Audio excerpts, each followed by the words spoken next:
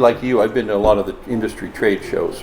And one of the things I noticed was most of them kind of tend to be a mix of things, right? So you got grow products, you got stuff for investors, you have retail products. But a few years ago, I started to notice that most of the retailers I knew in the Northwest, they weren't going to any of those trade shows.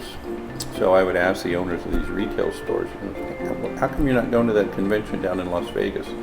And, I heard the same answer over and over, which is, well, it's mostly grow stuff, right? There's nothing there for us. So, I kind of had this idea that, after speaking to a lot of them, that maybe what we should do is a trade show, a national trade show that's 100% focused on retail products.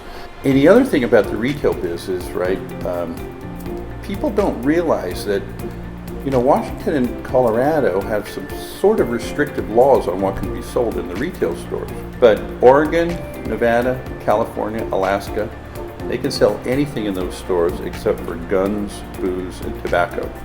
So what does that mean? Monster Energy, Red Bull, Coke, Pepsi, Frito-Lay's, apparel companies, CBD companies. There are just, hundreds and hundreds of items that can be sold in retail stores. And it's kind of interesting because what we've discovered is very few people, even in a lot of those big companies, have any idea. I was talking to the national sales manager of Monster Energy about 4 months ago, and I brought this up to him. And I was like, do you realize that there's going to be the equivalent of like 7,000 new 7-Elevens on the West Coast?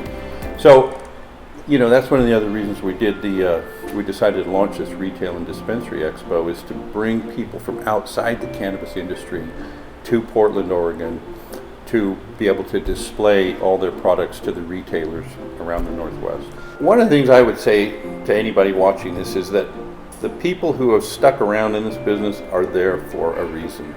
Wick Mortar have been around since day one, and a lot of people use Wick Mortar, and there's obviously a reason for it, and that's because it's effective. I think it's the same reason that people advertise in marijuana venture, right? We've continued to grow. We get more clients. The client feedback we get is that, the ads work, and you guys are hitting the kind of demographic we want to get to. I'm sure, from what I've heard, Wick Mortar is the exact same thing, right? If you know what you're doing and you're good at it, then the client is always going to have a positive experience.